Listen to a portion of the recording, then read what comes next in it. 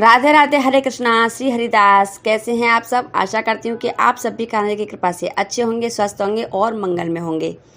तो देखिए, निर्जला एकादशी जो है वो आने वाली है। तो निर्जला एकादशी कब की है, शुभ पूजा मुहूर्त कब का है और उसका पारण कब है, वो सारी जानकारी मैं आपको इस वीडियो में दूंगी।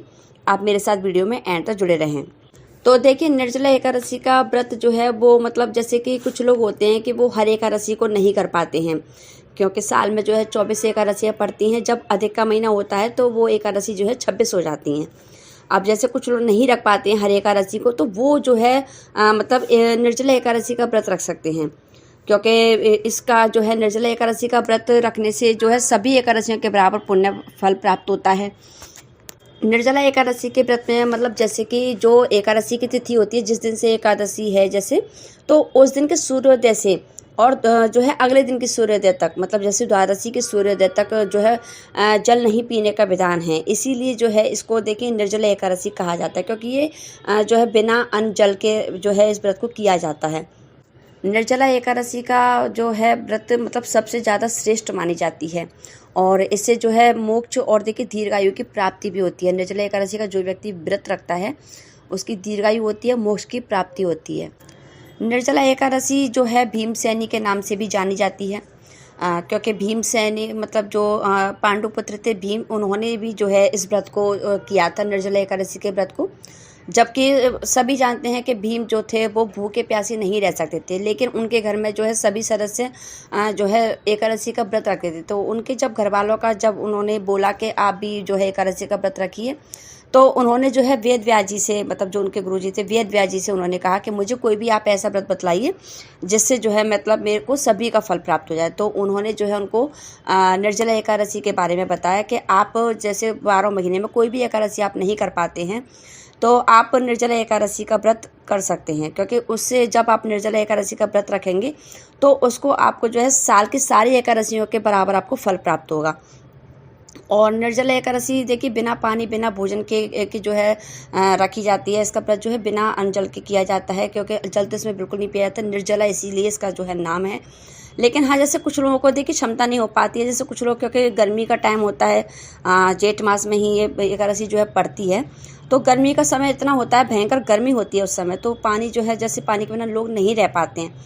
तो जिन लोगों पे अगर नहीं रहा जाता है तो वो जो है पानी जो है थोड़ा बहुत पी सकते हैं। ऐसा कुछ नहीं है कि देखिए भगवान तो जो है भाव और प्रेम देखते हैं। भगवान ये नहीं कहते कि आप अपने शरीर को कष्ट दें और तब मुझे आप पूछें, ऐसा वो नहीं कहते हैं। तो आप जो है पानी पी सकते हैं, लेकिन देखिए फिर भी जो है निर्जला एकादशी में जो है ये नियम इतने कठोर होते हैं कि बिना जल के की जाती है। इसी वजह से ये जो है सभी एकादशियों में सबसे ज़्यादा बड़ी मानी गई है, सबसे ज़्यादा कठिन मानी जाती है और सबसे ज़्यादा श्रेष्ठ भी मानी जाती है निर्जला एकादशी। जेठ मास के शुक्ल पक्ष की एकादशी को निर्जला एकादशी या फिर भीमसेनी एकादशी के नाम से भी जो है जाना जाता है।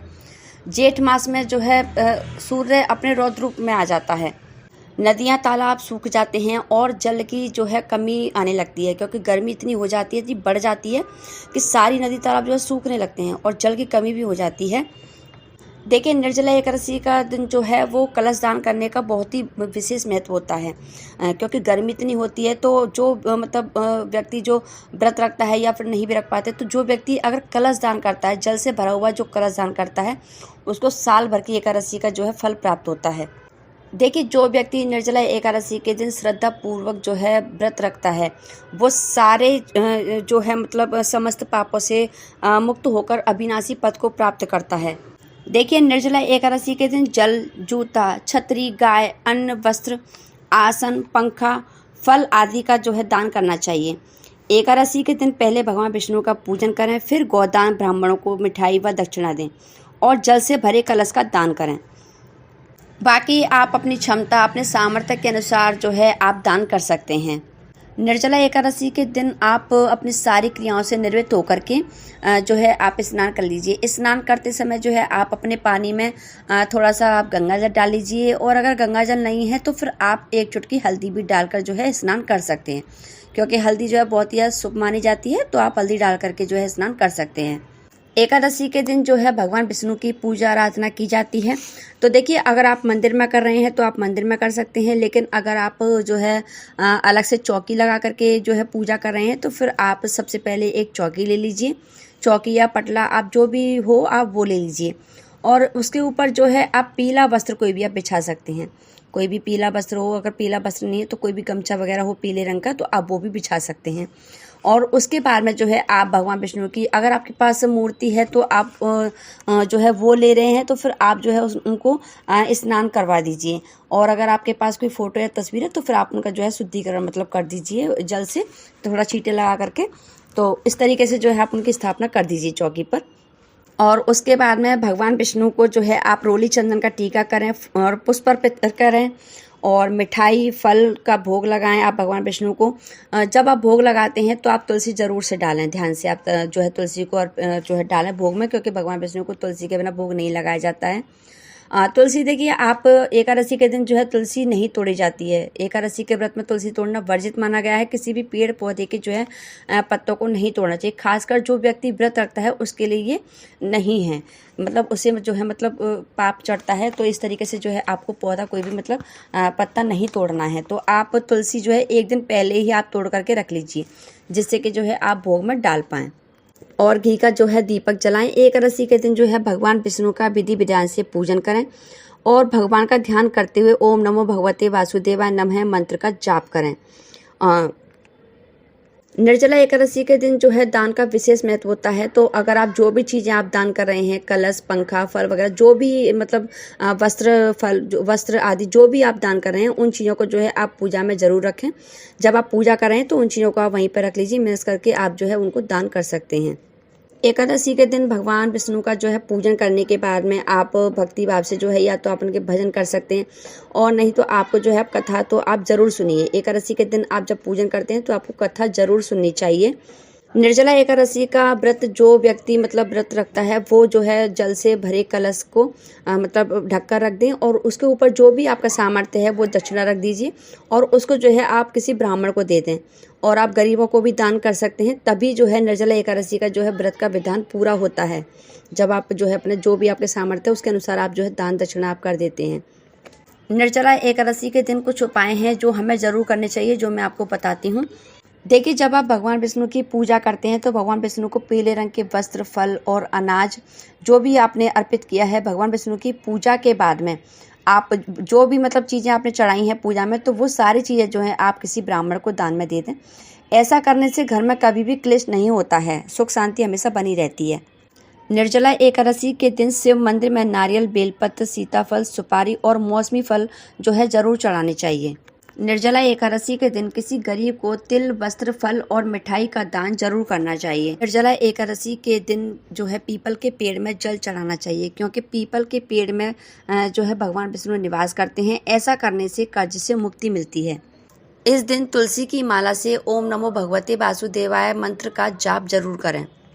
एकादशी के दिन स्नान करने के बाद में भगवत गीता का पाठ करने से भगवान विष्णु अति प्रसन्न होते हैं। तो आप अगर हो सके तो भगवत गीता का जो है आपको पाठ जो है ज़रूर करना चाहिए। देखिए, निर्जला एकादशी के दिन जो है भगवान विष्णु को मतलब केसर मिले हुए दूध से जो है अभिषेक कराने का विधान है। अगर आपके पास में भगवान विष्णु की जो है मूर्ति विग्रह है तो फिर आप जो है उनको केसर मिले हुए दूध से जो है अभिषेक करा सकते हैं। अगर मूर्ति नहीं है, कोई भी फ़ोटो तस्वीर है, तो फिर आप जो है उनको जो छींटे मार करके जो है स्नान करवा सकते हैं।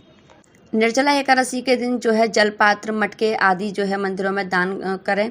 और देखिए, आप जो क्योंकि गर्मी बहुत ज़्यादा होती है, आप जेठ मास में बहुत ही ज़्यादा गर्मी जिसे कहते हैं भयंकर गर्मी, वो गर्मी पड़ती है।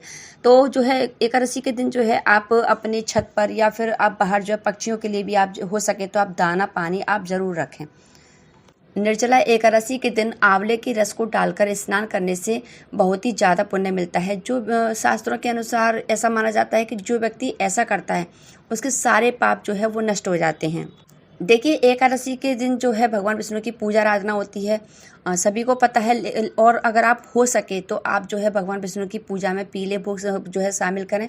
भगवान विष्णु को जो है आप पीले फूल अवश्य चढ़ाएं, इससे आपकी जो है हर मनोकामना पूर्ण होगी।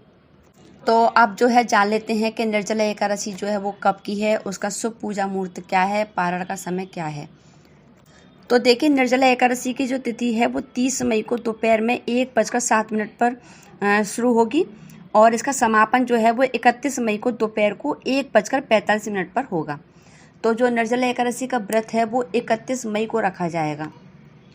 और देखिए पूजा का जो शुभ मुहूर्त है वो सुबह 5:24 से शुरू होगा और 8:51 तक रहेगा। तो इतने जो है बीच में मतलब आप पूजा जो है आप कर सकते हैं। तो देखिए पारण का जो समय रहेगा वो 1 जून से मतलब 1 जून को जो है सुबह 5:23 से 8:09 तक रहेगा। 5:23 से 8:09 तक रहेगा। उतने बीच में जो है आप पारण जो है कर सकते हैं। एकादशी का देखिए हम कोई भी एकादशी का हम जब व्रत रखते हैं तो उसका पारण करना जो है ज़रूरी होता है।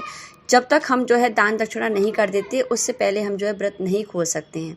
हम व्रत तभी खोलेंगे जब हम अपना जो भी हमसे मतलब जो भी हम अन्नदान कर रहे हैं, हम दक्षिणा दान कर रहे हैं, जो भी हमसे संभव होता है हम उतना हम कर देते हैं। उसके बाद में जो है हम एकादशी के व्रत का जो है हम खोल सकते हैं। और ये तो वैसे भी निर्जला एकादशी का व्रत है, तो इस व्रत में तो वैसे भी देखिए जल पीने का भी विधान नहीं है, इसमें जल भी नहीं पिया जाता है। इसीलिए इसको निर्जला एकादशी भीमसेनी एकादशी भी कहती हैं, क्योंकि बहुत ही ज़्यादा कठिन भी होता है और सबसे ज़्यादा श्रेष्ठ भी माना गया है। अगर आप कोई भी एकादशी नहीं कर पाते हैं तो आप इस एकादशी के व्रत को जो है आप कर सकते हैं। तो क्योंकि इस व्रत में जो है देखिए एकादशी तिथि से मतलब एकादशी के दिन से ही जब सूर्योदय होता है तभी से और जो है द्वादशी तिथि तक मतलब दूसरे दिन जो द्वादशी तिथि होती है उसके सूर्योदय के बाद में जो है हम जल पी सकते हैं। वो भी जो है अपना जो पारण करने के बाद में हम जो है जल ग्रहण कर सकते हैं। तो इसीलिए जो है इस व्रत को सबसे ज़्यादा श्रेष्ठ माना गया। सबसे बड़ी एकादशियों में जो है इसको माना जाता है। निर्जला एकादशी को सबसे बड़ी एकादशी जो है माना जाता है। साल की सबसे बड़ी एकादशी मानी जाती है निर्जला एकादशी। तो आज के लिए इतना ही। आशा करती हूँ कि आपको वीडियो अच्छी लगी होगी। अच्छी लगी हो तो लाइक कमेंट शेयर ज़रूर करें। मिलती हूँ अगली वीडियो में। राधे राधे, जय श्री कृष्णा।